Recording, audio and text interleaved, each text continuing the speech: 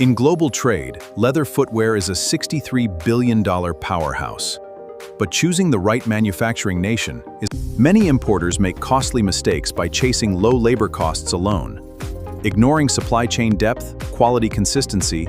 By export value, Vietnam leads the pack, followed closely by Italy and China, while Asian factories dominate global physical. Portugal offers a solid European alternative. It specializes in mid to high-end leather footwear. These average around $27 a pair. This self-sufficiency compresses lead times to under 45 days, allowing factories to offer custom MOQs as low as 60 pairs. Vietnam has risen rapidly as a lower-wage, tariff-friendly hub, offering major duty-free advantages to US and European buyers. Yet, Vietnam imports 60 to 70% of its leather.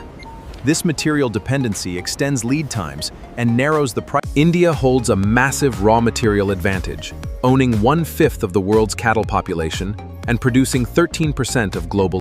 This domestic supply makes India highly competitive for artisanal welt construction, though infrastructure bottlenecks can slow delivery. South Asian peers like Bangladesh offer low costs, but environmental compliance hurdles in tanneries limit their penetration into premium market. Pakistan enjoys an absolute raw material cost advantage, utilizing thicker hides to export durable shoes averaging under $10. Choose the ecosystem that matches your brand's true DNA. Align speed, raw materials, and logistics for a profitable bottom line. But base factory prices are only half the math. Your shipping terms can shift your actual landed cost per pair by up to 17%.